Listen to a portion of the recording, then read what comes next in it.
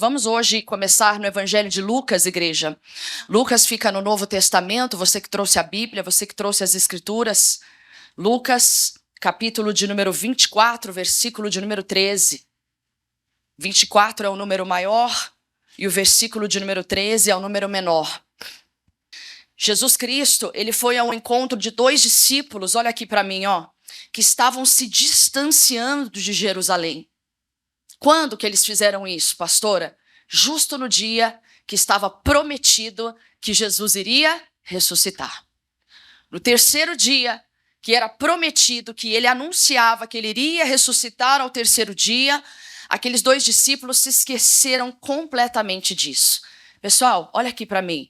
Constantemente a gente faz a mesma coisa. Jesus te prometeu uma bênção, te prometeu uma vitória, te deu uma palavra. Só que constantemente a gente se distancia dessa palavra. A gente muitas vezes fica igual a onda do mar. Por quê, pastora? Por muitos motivos. A Bíblia diz, no livro de Provérbios, que quando a esperança ela é adiada, o coração fica entristecido. Sabia disso? Faz sentido isso, sim ou não? Salomão estava certo. Quando você espera muito uma coisa e ela não acontece, qual é a tendência da gente? Ficar murcho, esmurecido. Puxa vida, olha lá. A esperança adiada, demorada, enfraquece o coração. E o desejo chegado? É a árvore da vida, aquilo que você esperava acontecer. Provérbios de Salomão deixa isso claro. Mas voltando lá para Lucas, vamos ver essa história de perto, que Jesus vai nos trazer a esperança hoje. Diga graças a Deus. E eis que no mesmo dia, o dia que Jesus iria ressuscitar, iam dois deles para uma aldeia que distava de Jerusalém, 60 estádios, melhor dizendo, cujo nome era Emaús. E iam falando entre si de tudo aquilo que havia sucedido. E aconteceu que, indo eles falando entre si e fazendo perguntas um ao outro, o mesmo Jesus se aproximou e ia com eles. Mas os olhos deles estavam como que fechados, para que o não conhecesse. E ele lhes disse: que palavras são essas que caminhando trocais entre vós, e por que estáis tristes? Igreja, olha aqui para a irmã Thaís, vamos parar por aqui. Eu já trouxe essa mensagem bem explicadinha. Ensinei que Emaús era lugar de águas quentes, lugar onde aparentemente ia ser melhor que Jerusalém. Jerusalém era um lugar onde o Senhor seria glorificado, mas muitos estavam enxergando Jerusalém como um lugar de dor, de injustiça. Como é que pode crucificar o Senhor desse jeito? Como é que pode fazer uma atrocidade dessa? Jerusalém, para quem estava triste, olha aqui a grande revelação, Jerusalém, para quem estava com a tristeza maior do que a fé, era um lugar onde eles não suportavam mais ficar. Às vezes, quando a promessa é dada para você, e você já perdeu a esperança dela se cumprir, você nem aguenta mais receber ela. Isso eu já sei, pastora Thaís. Vai evangelizar com a gente num domingo à tarde e vai evangelizar alguém que já teve conhecimento da palavra. Pastora, isso aí eu já conheço. É Jerusalém, é onde ela deveria ser feliz, é onde ela deveria ser realizada, mas o que aconteceu? A esperança adiada, a tristeza, a angústia, a dúvida, fez com que Jerusalém se tornasse um lugar insuportável. Não aguento mais ouvir de Bíblia. Não aguento mais ouvir de palavra. Mas quem viveu vitória, essa pessoa aguenta, ou não é verdade? Para quem está sempre vivendo bênção, para quem está sempre vivendo as conquistas, esse lugar é lugar de milagres. A palavra é lugar de bênção. Mas para quem teve a esperança adiada, a tristeza profunda, para quem teve histórias tristes, para quem teve situações desfavoráveis e ainda tinha uma palavra, essa palavra se torna uma referência de dor. Foi o que aconteceu com aqueles homens. Eu não aguento mais ouvir essa palavra. Eu não aguento mais ouvir que Jesus vai ressuscitar. Que coisa nenhuma. Lembra só quando ele falava que ia ressuscitar? Olha aí, nada aconteceu. Quando Jesus vai ao encontro deles, e eles cada vez mais distantes de Jerusalém, Jesus se importa, Jesus vai buscá-los no caminho de Jerusalém. Assim como Jesus também já ressurreto, foi buscar Pedro e os outros demais na pescaria, querendo dizer, seu lugar não é na pescaria, quem mandou você voltar? Em você vai ser fundada a minha igreja, pode voltar. E Jesus então foi atrás daqueles que se perderam, daqueles que estavam já se distanciando. A Bíblia diz, que eu já trouxe essa revelação aqui também, que quando eles iam conversando no caminho, eles falavam do quê? De coisas passadas. O passado não ia transformar o futuro deles, muito pelo contrário. Cada vez mais que eles falavam do passado, mais distante do lugar da promessa eles estavam.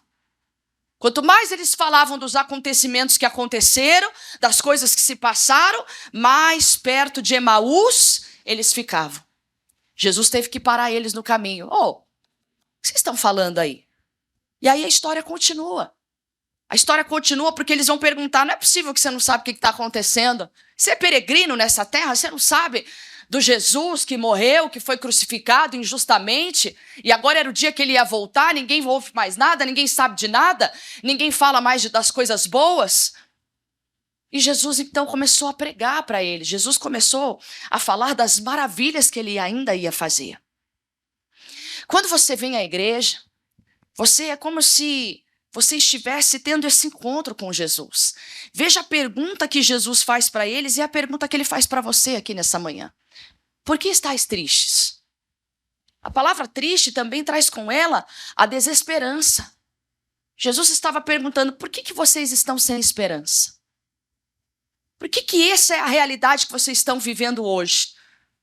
E aí eles ficam indignados. Como é que pode você, irmão, não estar triste?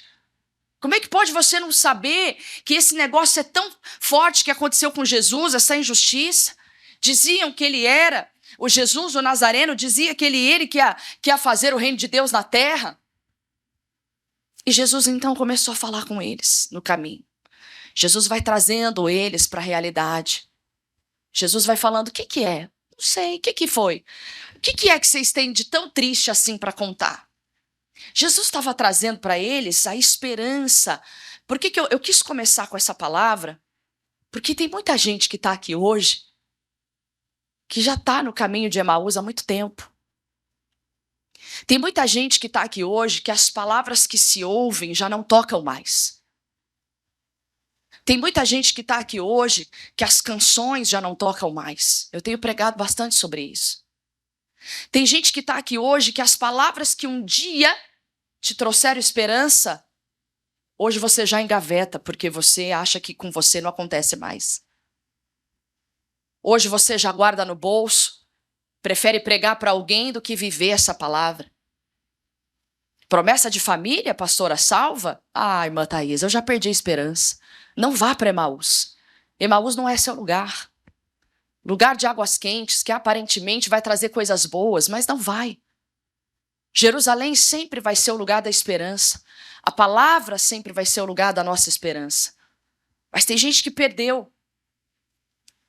E esse caminho, quando eles vão chegar em determinado lugar, Jesus para com eles, janta com eles. Eles insistem, Jesus fica com a gente. Ou melhor dizendo, Senhor, fica com a gente. Eles ainda não tinham conhecido que era Jesus, mas a presença de Cristo era agradável. Jesus tirava eles do quê? Da tristeza. A palavra de Deus é esse lugar agradável que nos tira da tristeza. E aí, quando eles então vão partir o pão, eles identificam, eles olham e falam, puxa, Jesus fazia igualzinho.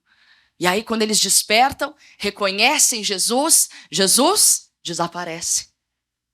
Em outras palavras, Jesus traz eles de volta para a realidade. Qual é a realidade, pastora? Volta para Jerusalém, porque lá é que eu vou manifestar o poder. Lá que eu vou terminar de dar o meu recado. E Jesus terminou de dar o recado dele em Jerusalém. Quando ele vai subir para a glória, ele diz, olha, vocês têm que ficar aqui até que do alto vocês sejam revestidos do poder, até que do alto vocês sejam revestidos do Espírito Santo. Jesus estava querendo dizer, não saia de Jerusalém até que vocês vejam o cumprimento total da minha promessa. Então eles ficaram ali reunidos e orando. O que a gente faz agora? Jesus já foi. Vamos continuar orando, vamos continuar orando, vamos continuar buscando. E assim aconteceu em Atos dos Apóstolos. E no dia de Pentecostes eles são revestidos desse poder. E aí aquela tristeza foi tomando conta. Jesus traz eles de volta para a realidade. Jesus era a presença que eles precisavam. Vamos avançar agora para a segunda carta de Paulo aos Coríntios. Eu falei que eu não ia ficar em Lucas. Porque anos vão se passar, Paulo vai ser levantado para fazer a obra do Senhor.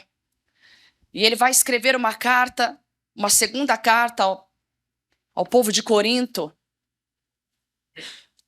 Segunda carta de Paulo aos Coríntios, capítulo de número 4 e o versículo de número 16. Olha aqui para mim, ó. Paulo vai orientar a uma igreja que fazia obra, assim somos nós aqui hoje nessa terra.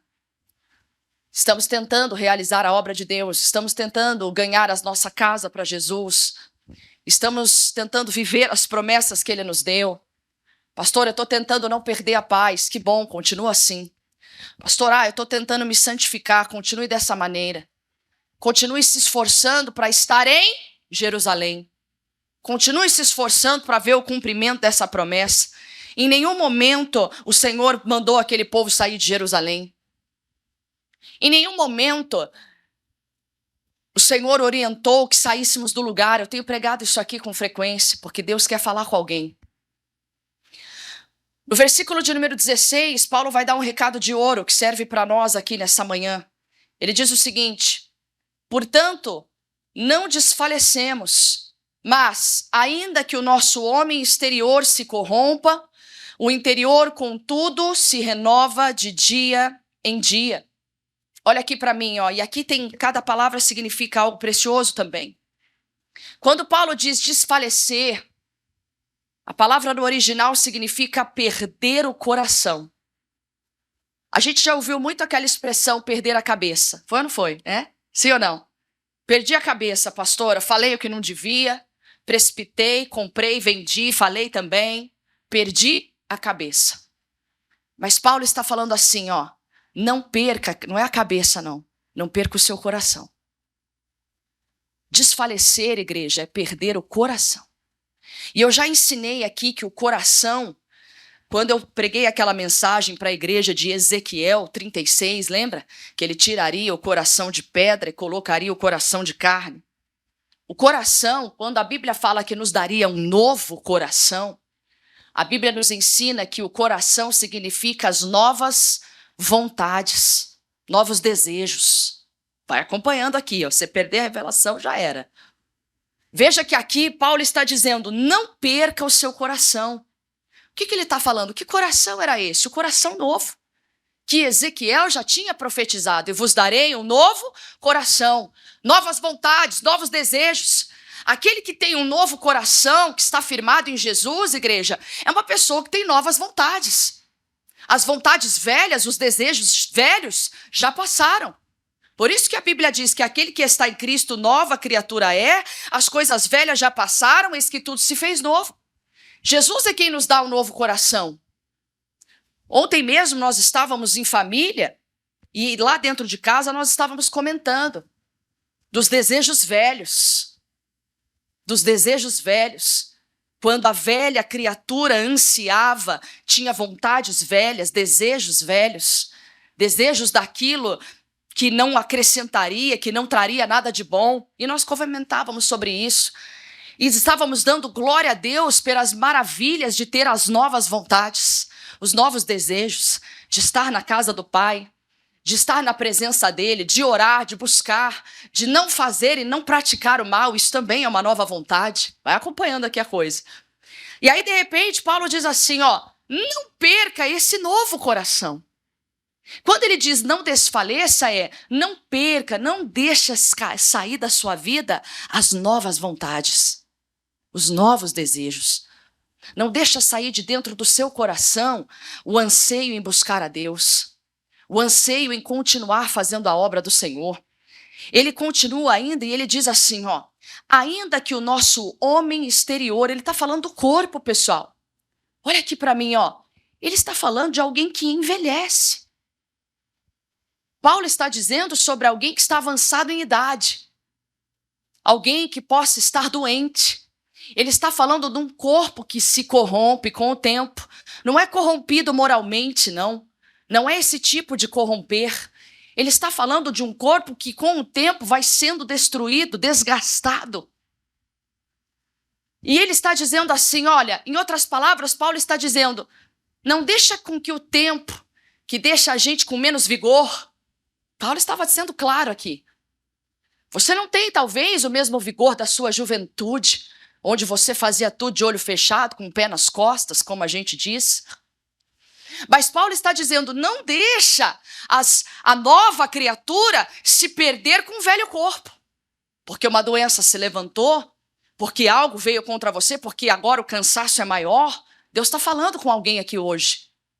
E ele está dizendo através do apóstolo Paulo, ainda que esse homem exterior, com o tempo, aparentemente, pareça estar enfraquecendo, se corrompendo, olha a esperança que ele nos traz aqui hoje. O homem interior, contudo, se renova de dia em dia, diga graças a Deus. Acabou, meu irmão. Ele está dizendo, ainda que você se sinta cansado, não fique tentado a desistir. Não seja tentado a voltar às velhas práticas. É isso que Paulo está dizendo. Meu irmão, eu não sei o que te trouxe para uma igreja. Eu não sei o que te trouxe para Jesus. Pastora, foi uma luta grande que eu passei na minha vida e Jesus me transformou completamente. Que bom. Agora, não deixa o tempo apagar isso. Não deixa o tempo de igreja, não deixa o tempo de obra. Eu falo isso aos pastores, não deixa o tempo de obra te anestesiar, pastor. Não deixa o tempo de obra fazer você subir no altar de maneira automática, pastor. Obreiro, não vista seu uniforme de maneira automática porque você não tem opção. É o que Paulo está dizendo.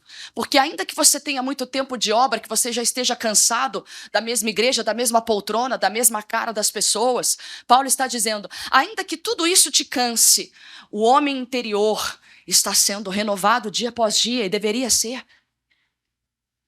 E ele então está dizendo aqui, ó, sendo renovado. Essa palavra renovo, pessoal, esse é um trabalhar do Espírito Santo. Quem ainda não tem o Espírito Santo não consegue ser renovado. Logo se cansa, logo fica abatido, logo faz igual os discípulos, entra no caminho de Emaús, meu amigo, e só se Jesus aparecer mesmo na frente da pessoa é que ela volta. Não adianta palavra, não adianta nada.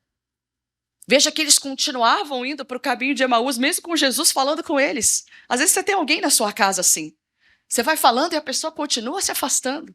Você vai falando e a pessoa continua no caminho de Emaús. Você vai falando, você vai falando, você vai falando. Mas que tristeza. Mas não se esqueça, o fruto vai ser manifesto, a semente está sendo plantada. Jesus foi plantando, Jesus foi plantando, Jesus foi plantando, Jesus foi plantando. Na hora que eles foram jantar, a semente já estava tão latente lá dentro, tão forte. Jesus foi plantando, regando, que chegou uma hora que quando eles despertaram, eles perceberam que Jesus estava presente. Assim vai ser na sua casa, diga graças a Deus. Você só não pode entrar no caminho de Emaús e chegar no final com eles. Você tem que ir, ó, despertando esse povo que você conhece, que está indo com a tristeza profunda para o buraco, você tem que ir chamando. Não, mas Jesus tem um plano na sua vida. Mas Jesus te ama. Jesus tem um projeto para você. Esquece o passado. Um dia eu fui, um dia eu fiz. Não esquece isso. Um dia eu fui saudável, hoje eu vivo doente. Não. Promessa agora, não perca o seu novo coração. Não perca aquilo que Deus te deu. Não perca isso no caminho. O Senhor está ensinando através do apóstolo Paulo. Por quê? É necessário que a gente se revista cada dia mais do Espírito do Senhor, para que esse renovo venha sobre nós. Pastora, para mim já não dá mais para ser renovado. Dá sim. Versículo 17. Porque a nossa leve e momentânea tribulação produz para nós um peso eterno de glória muito excelente, não atentando nós nas coisas que se veem, mas nas que não se veem. Porque as que se veem são temporais e as que se não veem são eternas. Pessoal, sabe o que Deus está te ensinando aqui hoje? Deus está ensinando você a parar de olhar para as suas limitações. Ó, já estou muito velho para isso, irmã Thaís. Eu estou muito velho para recomeçar, irmã Thaís. Eu estou muito velho para evangelizar. Ah, pastor, eu já fiz muito pela obra. Hoje eu já estou cansado. Eu quero mesmo é cuidar da minha casa. Eu quero mesmo é cuidar do meu trabalho. Ué, se foi Deus que te dirigiu, glória a Deus. Mas se não foi, meu amigo, você está indo para Emaús. Você está deixando o teu corpo amortecido pela idade, pelo cansaço, pelas suas ideias que às vezes estão frouxas, desencaixadas, igual o machado daquele menino que queria fazer a obra ampliar e estava lá com Eliseu cortando. Uma hora o machado voa longe, porque ele não fez a manutenção do machado. Tem horas que aquilo que é mais importante para nós, que faz a gente crescer, que faz a gente evoluir, que faz a gente avançar, está começando a ficar desencaixado. Vai precisar fazer manutenção. Vai precisar parar um tempo, rever. Peraí, meu Deus, mas é isso que o Senhor tem para mim hoje? É só trabalho, é só trabalho, é só trabalho mesmo, Pai? É isso que o Senhor tem para mim? Peraí, o que o Senhor tem para mim? Não perca o seu, não desfaleça. Olha o que Paulo está falando, não desfaleça. Hoje você aprendeu que desfalecer é perder o coração. A pessoa que perde o coração, que volta a ter as velhas vontades, os velhos desejos, é uma pessoa que já está lá quase dentro de Emaús. A tristeza tomou conta dela de tal forma que ela se perdeu completamente. Eu estou falando de tristeza, igreja, mas pode ser uma frustração. Pode ser o que Salomão falou, uma esperança adiada. Pastor, eu já perdi a fé, não tem mais jeito para mim. Pastor, eu fui longe demais, pequei demais. Não, pastora, para mim não tem mais jeito. Ou não é para você, você perdeu a fé em alguém, você perdeu a fé na tua casa. Você perdeu a fé no cumprimento das promessas acerca das tuas finanças, da tua vida financeira. É, pastor, eu cresci desse jeito, não tem mais nada para mim, eu já sei que eu vou viver sempre nessa pendura, eu já sei que eu vou viver sempre desse jeito. Irmão, quem falou isso para você? Onde é que está escrito isso nas escrituras? Se achar, você me mostra. Está na hora da gente não desfalecer. Desfalecer é quando você tem os velhos pensamentos, os velhos desejos. Como é que pode ser crente? Como é que pode ser ter conhecimento das escrituras e ter o velho coração? Cadê? Como é que pode isso? Cadê o povo de Deus que fala a palavra de Deus? Paulo está dizendo, não, irmão, para com essa fala medíocre, porque a nossa tribulação, ela é leve, ela é momentânea. Isso não é tribulação.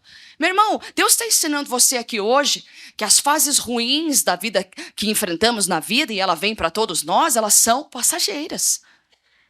Mas tem gente que ainda insiste em viver as fases ruins da vida como se fosse a pior e a última fase da vida dela. Agora eu vou morrer. Agora acabou. Agora Deus me leva. Para. Que isso, irmão? Se fosse determinado para você saber quando Deus te levasse, você ia saber, e outra, se você soubesse, você não ia falar. Não, agora eu vou embora, agora acabou para mim. Irmão, já desfaleceu, perdeu, está com o velho coração aí dentro. Com os velhos desejos, a velha fala, as velhas vontades. Para com isso. Paulo deu um basta, falou, pessoal, vamos parar com essa fala medíocre aqui, ó. Nossa tribulação é momentânea, passageira, e Paulo apanhando. Paulo falava das lutas físicas que ele enfrentava. Apanhando, sendo preso, quantos talvez também sendo perseguidos. Meu irmão, quantas vezes eu me coloco no lugar do Paulo? Se esse homem não fosse renovado pelo Espírito de Deus, esse homem já tinha desistido há muito tempo. O homem que tinha tudo para falar, para que eu estou fazendo isso? Eu só apanho, só me dou mal, cada hora eu sou preso, eu não consigo, mas não. Aquilo, por que ele fala do peso de glória? Que aquilo produz um peso de glória. Porque cada vez que Paulo era preso e perseguido, ele tinha encontros com Deus de maneira sobrenatural. Tanto que Paulo vai falar lá na frente, eu tive uma visão que eu não consigo expressar com as palavras que eu conheço. Quando a gente está enfrentando os momentos difíceis da nossa vida, e de verdade isso não é clichê nem palavrinha motivacional, eu digo para você que os momentos difíceis da nossa vida realmente produzem peso de glória. Se você não desfalecer. Se o seu coração não for velho, mas se o seu coração for novo, realmente novo, com os novos desejos, as novas vontades, os novos pensamentos, as novas intenções, você passa as lutas e quando você passa por elas, você está fortificado. Você é outra pessoa depois da tua luta. Pode reparar se não é assim, meu irmão. Mas se você passa ela com Deus, se você passa as suas lutas praguejando, que inferno de vida, que droga que eu vivo, que droga de casa, que droga de trabalho, meu irmão, vai acontecer o quê? Você vai acabar indo para Emaús. Que droga que Jesus não voltou. Que triste essa vida. Que porcaria de promessa que não se cumpriu. Tá vendo? É isso mesmo que Deus tinha para nós. É isso mesmo, perdi meu tempo na igreja. Isso é coração velho, isso é coração desfalecido. Tá vendo? Não adianta nada eu falar para Deus que eu vou me consagrar, que eu vou buscar mais a Ele, que toda vez eu sou tentado a perder a paz. Também não vou mais fazer propósito nenhum. Coração desfalecido. Coração velho. Você mede muito a sua vida com base naquilo que você faz ou deixa de fazer. Você só precisa ter um coração que está firmado. Se o seu coração estiver firmado, aí sim, sua luta é leve, é momentânea, produz peso de glória, um eterno peso de glória excelente. E você não foca naquilo que você está só vendo, ou deixando de ver. Você vai focar naquilo que Deus tem para você. Diga graças a Deus. E eu quero terminar essa mensagem com uma palavra que está escrito no livro do profeta Isaías 43. E eu quero fazer um estudo dessa palavra com você. E a gente vai lá e vai terminar lá agora. Isaías fica no meio da Bíblia. Se precisar de ajuda, minha equipe vai até você. Isaías 43. Se Deus permitir, eu trago um estudo dela hoje e no domingo que vem. Igreja, olha aqui para a irmã Thaís, ó. Jesus, do começo ao fim, que Jesus estava no Gênesis. Olha aqui para mim, ó.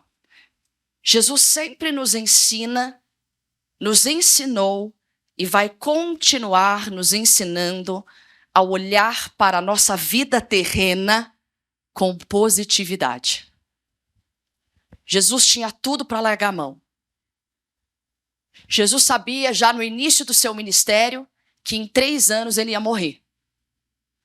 E a pior morte programada para alguém. Morte de cruz. Que ele ia sofrer todas as aflições que estavam previstas para mim e para você. Presta atenção aqui que eu estou pregando já, ó. Presta atenção aqui, ó. Jesus, ele fazia questão dos seus discípulos caminharem com ele na positividade e na esperança da palavra. Eu pergunto para você nessa manhã, por que ainda a nossa fala não mudou? Por que você ainda brinca com as palavras? Meu irmão, não existe graça em brincar com as palavras. Ah, um dia eu vou morrer andando. Não fala isso, não. Não me deixa morrer no hospital. Não me deixa morrer em casa. Não me deixa fazer tal coisa. Não brinque com a sua fala. Jesus tinha um cuidado com as palavras.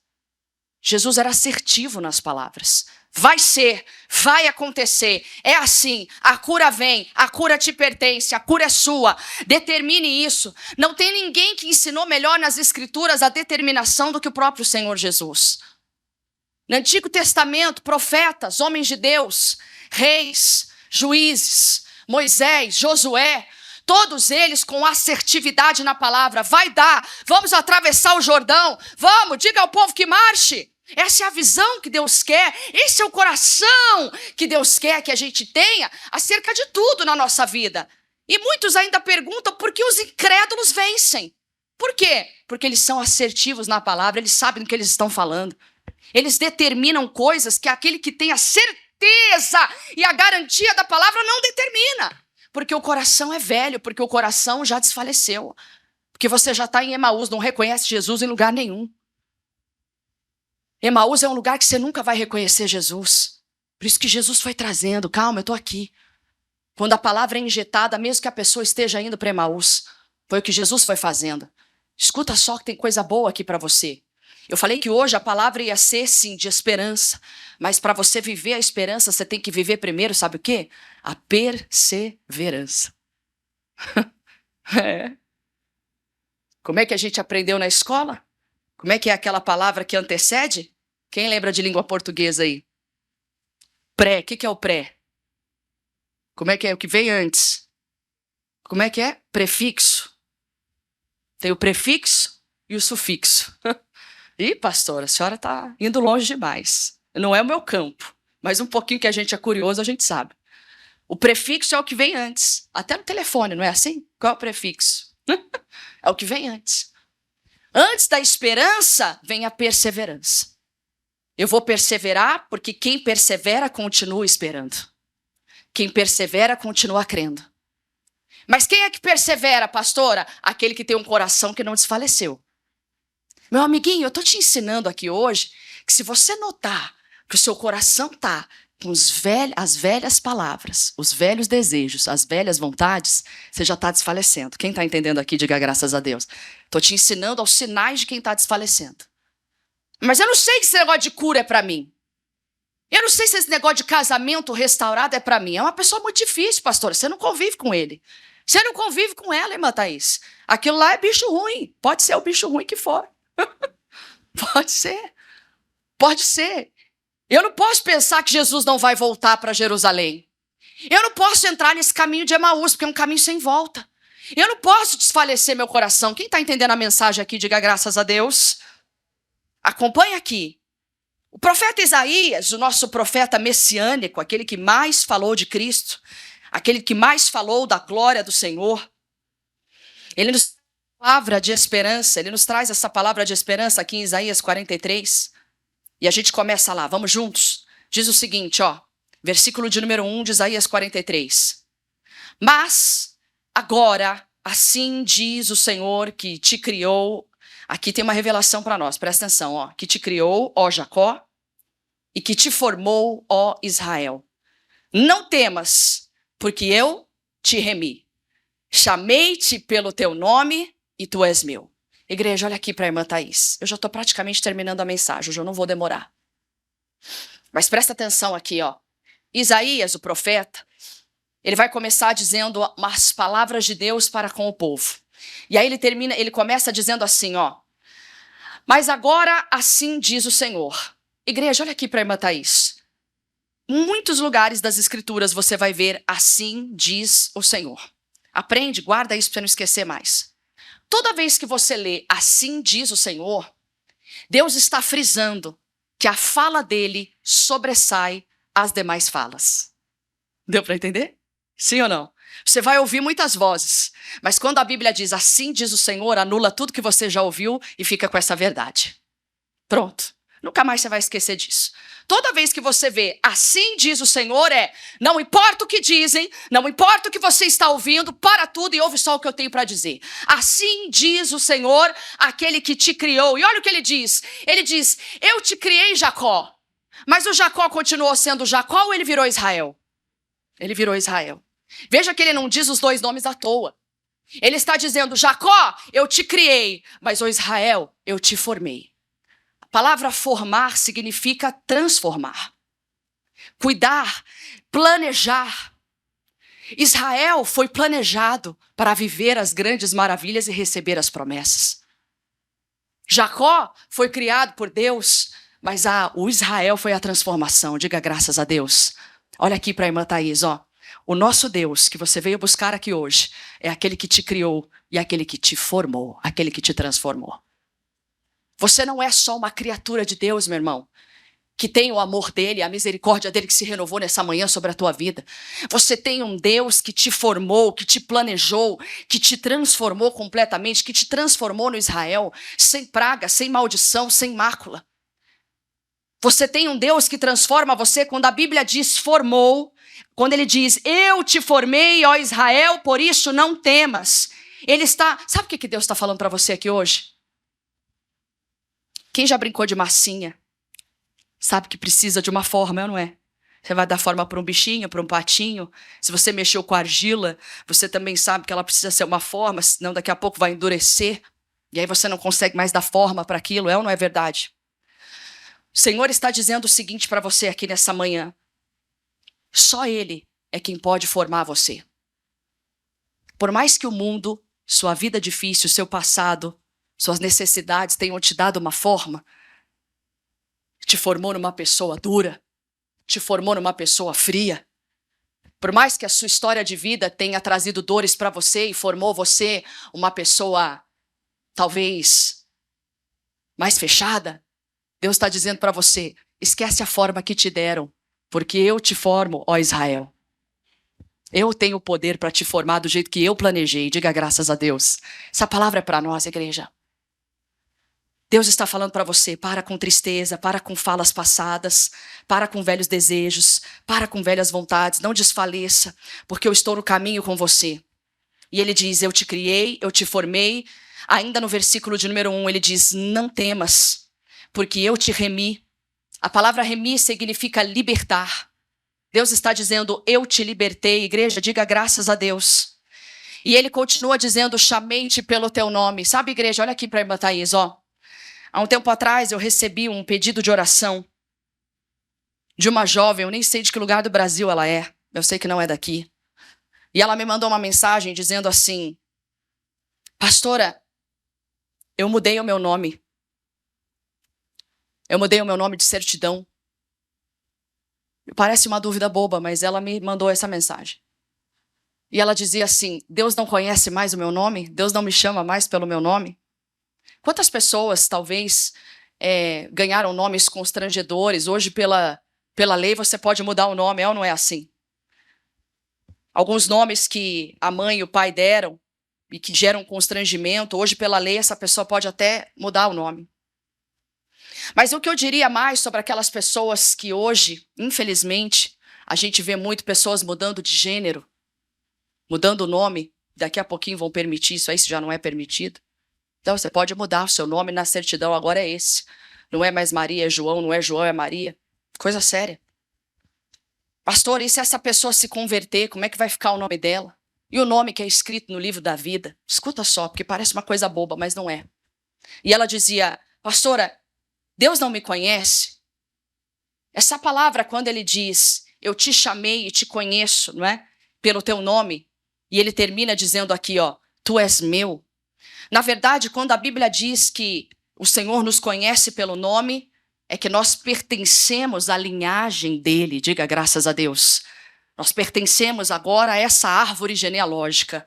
Nós pertencemos à família de Deus. Não é sobre o nome na terra, mas é sobre o nome em termos de quem você é. Ele te criou, ele te transformou e agora você é meu. Ou seja, o seu nome é o nome que ele dá a você hoje. Não é o nome na terra, não é a Thaís, não é a Maria, não é o José, mas é o nome que ele te dá, ó Israel. Quem entendeu aqui, diga graças a Deus, o nome que ele forma, que ele transforma. Eu quero que você avance para o versículo de número 5. Deus permitindo, eu vou fazer esse estudo domingo que vem, de todo Isaías 43, que é uma profecia excelente para nós. Aqui tem uma grande revelação também, igreja, é para mim, é para você. Versículo 5. Não temas. Olha aí quantas palavras sobre não temer. Pois porque eu estou contigo. Trarei a tua semente desde o Oriente e te ajuntarei desde o Ocidente. Igreja, olha aqui para a irmã Thaís. Ó, já estou terminando a mensagem. Quem tem ouvidos para ouvir, ouça. Por que ele diz que reuniria os de perto, os de longe, do Oriente e do Ocidente? Eu não sei se você lembra da promessa dada ao pai dele, ao Abraão. O Abraão foi dada a seguinte promessa. Abraão, sai da tua terra, da tua parentela e vai para a terra que eu vou te mostrar. Eu vou fazer de você pai de uma grande nação. E uma nação tão grande que nem como as estrelas dos céus você vai poder contar. Assim como as estrelas do céu não se contam e a areia do mar também não se conta, assim será essa nação. Quem lembra dessa promessa? Guarda ela. Deus tinha dado uma promessa para aquela família, para aquele povo. Eu vou fazer de você uma nação tão grande que é impossível contar. Só que o povo se perdeu ao longo dos anos e houve muitas separações. O povo foi ficando um pingado aqui, o outro pingado ali. Não, eu vou ficar pelo caminho, eu vou ficar por ali. E aí aquela promessa começou a ser partida. Peraí, já pode contar. Tem um povo aqui, tem um povo ali e tem um povo aqui. Quando ele diz para a gente aqui agora, trazendo para a nossa realidade, eu vou trazer os seus descendentes que ficaram lá, que ficaram pelo caminho e vou reunir todos eles. Essa promessa, Deus está dizendo, é você e a sua casa e a minha promessa não mudou. Aquilo vai continuar ali, ó. Eu vou juntar tudo e eu vou continuar cumprindo. Não se pode contar. Vai ficar tudo unido, vai ficar tudo junto. Não tenha medo. É engraçado porque ele começa dizendo não tenha medo. Não tenha medo de não se cumprir, igreja, em outras palavras. E aí ele continua, direi ao norte, Dá e ao sul, não retenhas. Trazei meus filhos de longe e as minhas filhas das extremidades da terra. No versículo 6, ele diz que o controle está na mão dele. Igreja, sua casa nunca esteve no seu controle. Sua casa está no controle do Pai. Diga graças a Deus. Toma posse dessa palavra. Para terminar, no versículo de número 7, ele termina dizendo o seguinte: e a todos os que são chamados pelo meu nome. Que nome é esse, pastor? É a Thaís, é a Maria, é a Joana? Acabei de explicar para você. Que são chamados pelo meu nome, o nome que eu transformei, a nova criatura, aquele que não tem o coração desfalecido, aquele que não vai para Emaús, aquele que continua firme, aquele que tem o meu nome. E os que criei para a minha glória. Olha o que ele diz para mim e para você nessa manhã. Eu os formei, sim, eu os fiz. Igreja, sabe o que Jesus, através da sua linda palavra hoje, está nos ensinando? Vamos orar agora, presta atenção aqui, ó. O Senhor está ensinando a mim e a você que não vale a pena hiperfocar na sua dor. Não vale a pena hiperfocar no seu sofrimento, na sua falta, no não cumprimento da promessa. Quando a promessa não se cumpre, você duvida da sua fé, você duvida da sua oração, você chega a duvidar da palavra, você chega a duvidar da compreensão que você teve das Escrituras. O diabo é sujo, o diabo é astuto. Ele quer fazer com que o povo fique no Ocidente, outra parte no Oriente. Ele quer que você fique dividido entre palavra e razão. Ele quer que você fique dividido entre fé, entre esperança e desesperança. Satanás quer que nós, a igreja de Cristo, fique dividida nos sentimentos. Uma hora sinto que estou bem, outra hora sinto que estou mal. Esse é o trabalhar dele desde o tempo dos primórdios, desde a criação dos céus e da terra, e ainda é até hoje. Porque se ele consegue deixar alguém desfalecido, com velhas vontades, velhos desejos, velhos anseios, velhas falas, velhas práticas, essa pessoa então desfalecida, ela entra em Emaús, ela fica nas águas quentes, ela acha que está bem, mas na verdade está mal. Jesus não está com ela, ela vive uma vida de aparências, vive uma vida de mentiras, vive uma vida de dor e vai tampando o sol com a peneira, não se posiciona. Por quê? Porque já está desfalecida, já acha que vai orar sem fé, já acha que a oração não vai ser ouvida, já acha que a consagração foi em vão, já acha que o jejum foi à toa, e assim o diabo continua trabalhando em muitas vidas. Mas o Senhor está dizendo para nós: não temas, porque eu te criei, eu te formei, eu te transformei, eu sei a obra que eu fiz na tua vida. E Deus está dizendo para você nessa manhã: se você esqueceu, eu não esqueci. E nessa manhã eu fiz questão de te lembrar quem eu formei você para ser. Mais do que vencedor em mim, aquele que vai viver e que vai cumprir as promessas que eu dei em o santo nome do Senhor Jesus Cristo. Essa é a palavra que Deus tinha para você aqui hoje. E eu quero que você ore comigo com fé nessa hora, em o nome do Senhor Jesus. Vamos fazer isso? Aplauda Jesus bem forte, você que crê. Olá, meus amigos, que alegria ter você aqui no meu canal. Se essa mensagem falou ao seu coração e ele está cheio de gratidão, e você sente agora no seu coração de fazer uma doação, faça agora em nome do Senhor Jesus, porque a obra precisa. Basta você fazer a sua doação através do Pix doacoins@iigd.com.br e em seguida mande o comprovante para nós através do WhatsApp 19 991 07 49 14. Continue com a gente, tem muito mais mensagens aqui para te abençoar.